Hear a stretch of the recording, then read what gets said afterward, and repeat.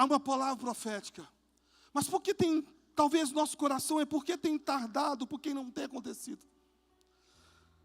Nós estamos vivendo um tempo de uma catástrofe no Rio Grande do Sul. Sabe quando a gente olha essa catástrofe e nós temos que orar por aquele povo, temos que ajudá-los, socorrê-los, estender as mãos como igreja, é a nossa responsabilidade. Mas a gente não pode pensar que tudo que está acontecendo ali também é uma obra do diabo. Não podemos falar que tudo é uma obra do diabo.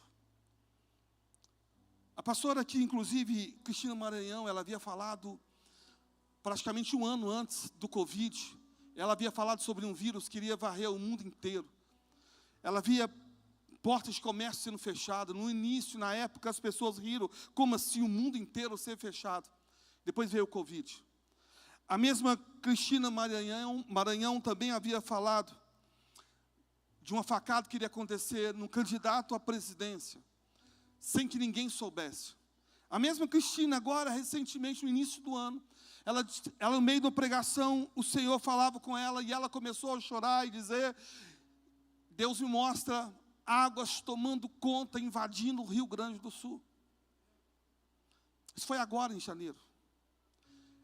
Eu vi a TV, inclusive, um pastor do Rio Grande do Sul, e começou a bombardear a profecia dela, dizer, para de falar coisa do caos, nós estamos orando, nós estamos clamando, e nós não aceitamos isso aqui no nosso meio. E ele gravou um vídeo dizendo, não, vamos começar a declarar a bênção, chega de maldição, eu não aceito isso. E nós estamos vendo o que está acontecendo. A questão é que, quando a gente vai fazer uma leitura dentro de um avivamento, Luiz Hermínio bate muito nessa tecla, que ele acredita que o avivamento, dentro do sentido Brasil, irá iniciar-se no Rio Grande do Sul, pela sua forma geográfica, por justamente estar posicionado como se fosse dentro de um ventre, alguma coisa espiritualmente ali sendo gerado, como se Deus fosse levantar um povo que até hoje muitas pessoas consideram como fosse um povo frio, mas Deus iria despertar de uma forma sobrenatural. Como assim o apóstolo está falando então o que está acontecendo no Rio Grande do Sul? Não é o diabo, eu não creio que seja o diabo. Nós estamos partindo para os últimos dias, a terra será abalada. É a maneira como Deus às vezes age para despertar em nós e acordar a igreja. Se você olhar para a história da igreja ela foi avivada e caminhou no avivamento em tempo de perseguição, em tempo de escassez, em tempo de guerra, em tempo de luta. A luta nos faz acordar e despertar. É o tempo que a gente olha e, peraí, não é a minha riqueza que mantém, não é isso que mantém. O que mantém, na verdade, a minha vida é a de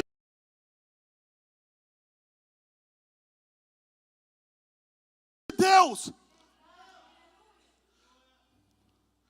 De repente veio um vírusinho e ceifou. O homem não pode acrescentar absolutamente um dia na sua vida. Cabe a ele, o autor da vida, determinar os seus dias sobre essa terra. E se ele quiser causar um terremoto, vai causar um terremoto. Se ele quiser causar uma avalanche, vai causar avalanche. Se ele quer causar um tornado, vai causar tornado. Ele não perdeu o controle. O Apocalipse está aqui para todos que talvez não creem nisso, que nos últimos dias isso iria acontecer. Nos últimos dias iria acontecer fome, terremoto, iria acontecer, mas nos últimos dias também iria acontecer um despertar, um avivamento, uma colheita como nunca houve em toda a história. Nós estamos prestes a viver a grande colheita, a maior colheita de todos os tempos. É por isso que situações como essa não podem causar em nós medo, mas pelo contrário, é um despertar para que Deus use a tua vida de uma forma sobrenatural. E aqui eu entro na ministração dessa noite. Em Apocalipse, no capítulo 1, versículo 10, diz assim, preste atenção. Achei-me em espírito no dia do Senhor. E ouvi por detrás de grande como de trombeta. Achei-me em espírito. Achei-me em espírito. Quem está falando isso é João, na ilha de Patmos. É preciso você entender que naquele tempo, quando a gente olha os moveres sobrenaturais, espirituais, nós estamos falando de uma igreja que não tinha a Bíblia Sagrada que hoje está à disposição de nós. Não tinha. As cartas de Paulo eram vistas como as cartas de um homem de Deus, instruindo a igreja da maneira como deveria se comportar.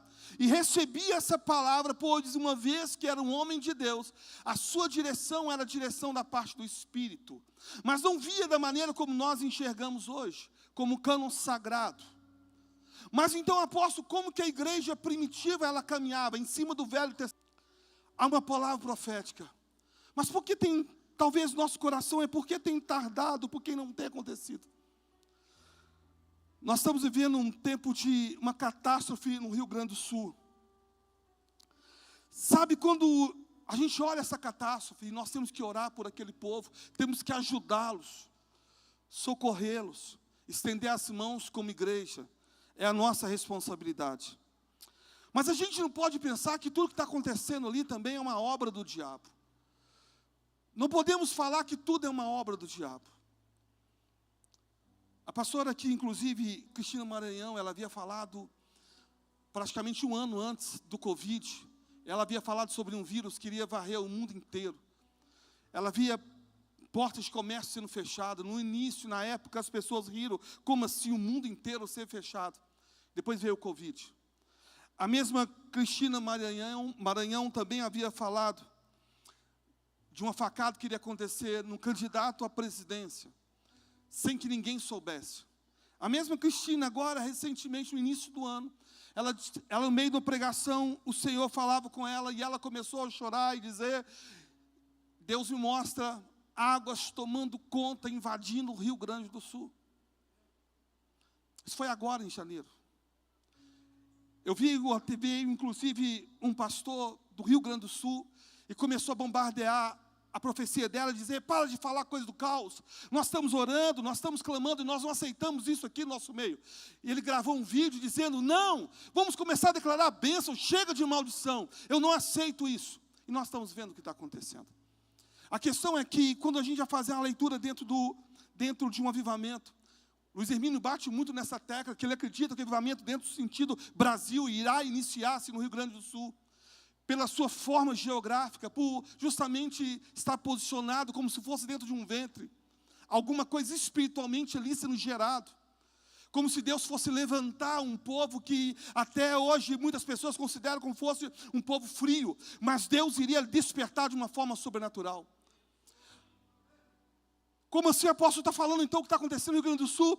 Não é o diabo, eu não creio que seja o diabo. Nós estamos partindo para os últimos dias. A terra será abalada. É a maneira como Deus às vezes age para despertar em nós e acordar a igreja. Se você olhar para a história da igreja ela foi avivada e caminhou no avivamento em tempo de perseguição, em tempo de escassez, em tempo de guerra, em tempo de luta. A luta nos faz acordar e despertar. É o tempo que a gente olha e, peraí, não é a minha riqueza que mantém, não é isso que mantém. O que mantém, na verdade, a minha vida é a presença de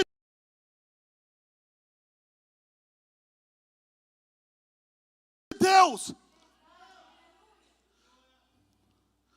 De repente veio um vírusinho e ceifou. O homem não pode acrescentar absolutamente um dia na sua vida. Cabe a ele, o autor da vida, determinar os seus dias sobre essa terra. E se ele quiser causar um terremoto, vai causar um terremoto. Se ele quiser causar uma avalanche, vai causar avalanche. Se ele quer causar um tornado, vai causar tornado. Ele não perdeu o controle. O Apocalipse está aqui para todos que talvez não creem nisso, que nos últimos dias isso iria acontecer. Nos últimos dias iria acontecer fome, terremoto, iria acontecer, mas nos últimos dias também iria acontecer um despertar, um avivamento, uma colheita como nunca houve em toda a história. Nós estamos prestes a viver a grande colheita, a maior colheita de todos os tempos. É por isso que situações como essa não podem causar em nós medo, mas pelo contrário, é um despertar para que Deus use a tua vida de uma forma sobrenatural. E aqui eu entro na ministração dessa noite. Em Apocalipse, no capítulo 1, versículo 10, diz assim, preste atenção. Achei-me em espírito no dia do Senhor. E ouvi por detrás de grande como de trombeta. Achei-me em espírito. Achei-me em espírito.